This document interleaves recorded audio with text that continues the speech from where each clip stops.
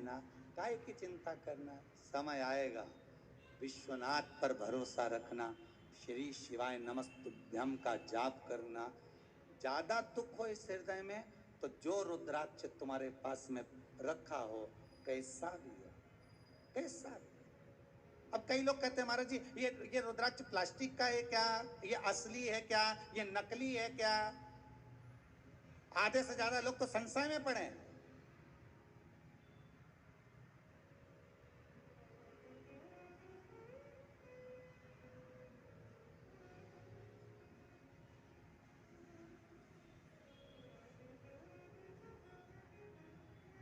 आधे से ज्यादा लोग संशय में पड़े हुए कि ये असली है क्या, ये नकली है क्या।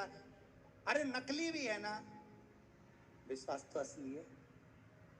अरे बोलो तो सही, विश्वास तो असली है। जहर का प्याला राणा जी ने ला कर दिया। मीरा भाई कहती है वारे प्रभु आज सवेरे सवेरे खीर मिल गई, गजब करा रे मेरे सावरिया। अब राणा जी तो मुस्कुरा के बोल रहे इतना हला हल विष दिया है मीरा को। और मीरा कह रही आज भगवान के भोग लगाने के लिए खीर आ गई है। कौन सा त्योहार है आज जो खीर आई है। तो मीराबाई के याद आया त्योहार में बार तो कुछ भी नहीं है, पर बना ली होगी खीर, इसलिए प्रसाद में आ गई। मीराबाई ने वही विश्वास था, भगवान के सामने रख दिया, कटोरा लेके बैठ गई और सांवरिया जी से क्या खाओ। तो रुक्मणी जी पूछ रही है प्रभु आज तो आपने मीरा जी के यहाँ जाने में बहुत देरी कर दी। भगवान बोले जाने में देरी नहीं करूं तो क्या करूं, ये तो पूतना की बेन बने जा रही। एक आई थी पूतना, तुरंत आई, विष पिलाना चालू कर दी, और ये आई तो खीर का कटोरा ले आई। बताओ अब क्या करूं। तो रुक्मणी जी बोली कि पूतना को भी तो आपने मात्र तो लोग दिया था, तो मीराबाई के लिए क्या कुछ नहीं कर सकते।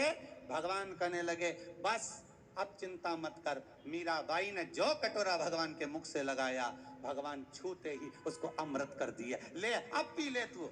और मीरा ने पिया, विश्वास था जहर अमृत बन गया। कर्जा हो गया अमृत हो जाएगा, दुकान नहीं चल रही, व्यापार नहीं चल रहा, अरे करो तो सही। जो रुद्राक्ष है उसको 5 दिन 7 दिन घृत में गाय के घी में डाल के रख दो, उसको गौ माता के घी में डाल के तो रखो उस रुद्राक्ष को।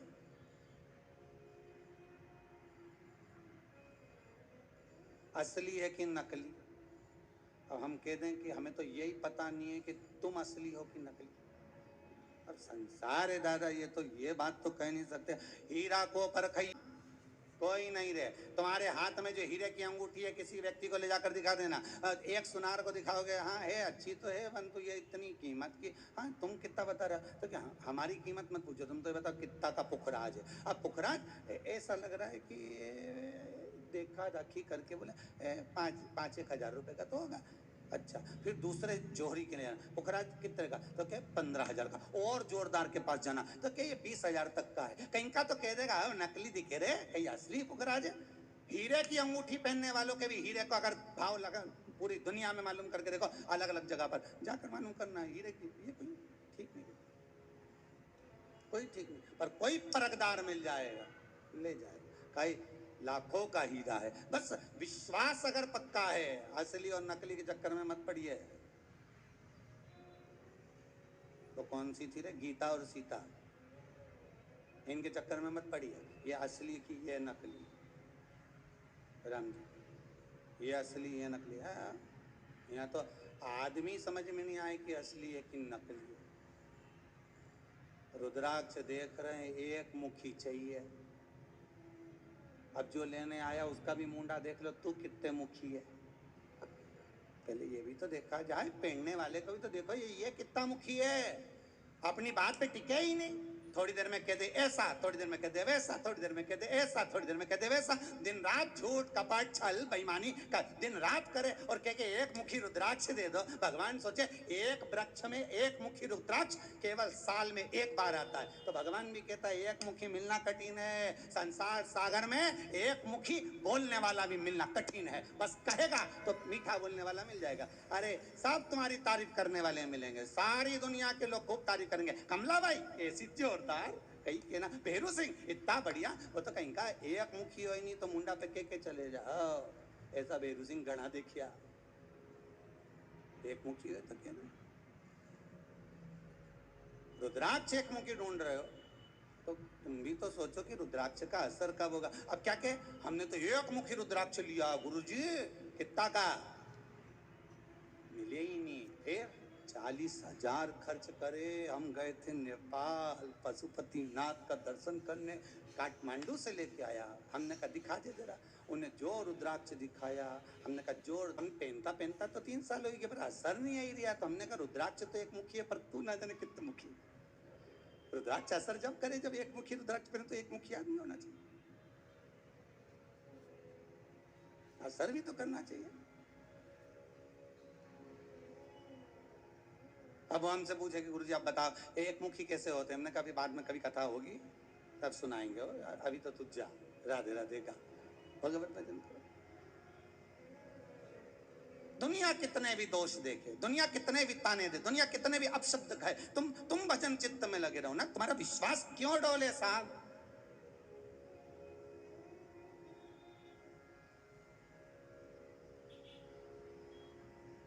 तुम्हारा भरोसा क्यों डोलना चाहिए? तुम्हारा विश्वास क्यों डोलना चाहिए?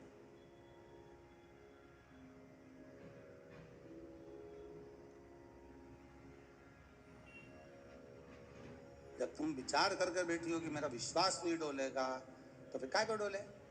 तुम तो जैसे वो भजन गाती है ना पुरानी माताएं, कितना जोरदार गा, तांबा का हंड, 5 दिन तक रखो उसको, 7 दिन तक रखो उसको, शंकर को वो घी समर्पित करिए। घी शिव को क्यों चढ़ाया जाता है? शिव महापुराण की कथा कहती है जब व्यक्ति का कोई कार्य अटक गया हो, कर्जा मस्तक पर बढ़ रहा हो, व्यापार व्यवसाय में जब वृद्धि ना हो रही हो, भीतर की शक्ति समाप्त हो गई हो, सोच सोच कर डिप्रेशन की जब गोलियां खाना पड़ रही हो, कुछ अच्छा ही नहीं लग रहा हो, तब शंकर को घृत का लेपन कर दिया जाता है। कौन सा घृत? जिसमें रुद्राक्ष। रुद्राक्ष 5 दिन तक क्यों रखे रहना चाहिए? किस कारण? आप वैसे भी घृत चढ़ा सकते हो, पर अगर कोई विशेष कार्य के लिए चढ़ा रहे हो तो रुद्राक्ष का घृत, रुद्राक्ष का जल, बेलपत्री की जड़ का जल। ध्यान दीजिए, बहुत बहुत चीजें हैं शिव महापुराण।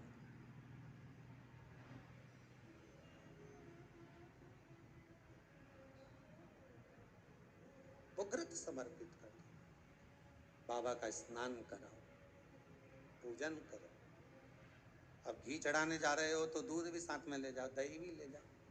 कुछ जाएगा क्या? इतना इतना सा रख के ले जाओगे तो थोड़ा मधु भी ले जाओ, थोड़ी शक्कर भी ले जाओ। अकेला घी चढ़ाने से पंचामृत स्नान करा कर आइए।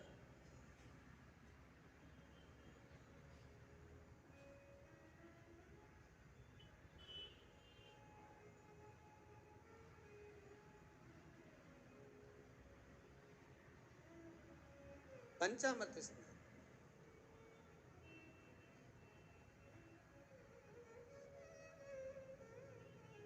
एक बात कहने में हम पीछे नहीं हटेंगे, अगर आपको अच्छा लगे तो अपनी जिंदगी में उतारिएगा, ना अच्छा लगे तो छोड़ दीजिए। कहने में पीछे ना हटेंगे, अगर अच्छा लगे तो उतारना अपने जीवन में। आपके आसपास में जो मंदिर हो, आपके आसपास में जो देवालय हो, आपके आसपास में जो भी मंदिर हो, देवालय हो, अगर वहां कोई मान लो उत्सव हो रहा है, भगवान का स्नान हो रहा है, तो आप पंडित जी से कह सकते हो गुरुदेव, ब्राह्मण देवता, अगर आप आज्ञा करें तो पंचामृत की सामग्री मैं भेज देता हूं, आप भगवान को स्नान कराएं।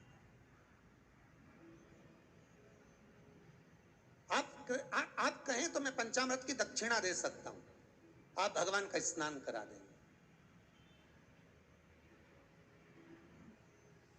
ढेर सामग्री दान करी आपने, माना सब कुछ किया, पर एक पंचामृत अगर आपकी तरफ से भगवान को समर्पित हो रहा है तो समझ लेना कि उसका फल कितना है ये आपके खाते में। आप कभी विचार कर एक बार कर देखिए। आपने शंकर जी को सावन के महीने में पंचामृत स्नान कराया, भले इतना इतना सा दूध लेगा, इतना सा दूध, इतना सा दही, इतना सा आधी चम्मच में शहद, जरा सा आधी चम्मच में घृत, पर उसका आनंद कितना है? आप कभी विचार तो करो, उसका सुख कितना है,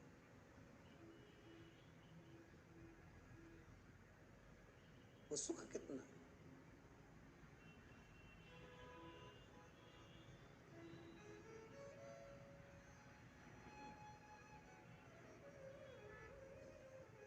हो हो गया, शिव को समर्पित करो।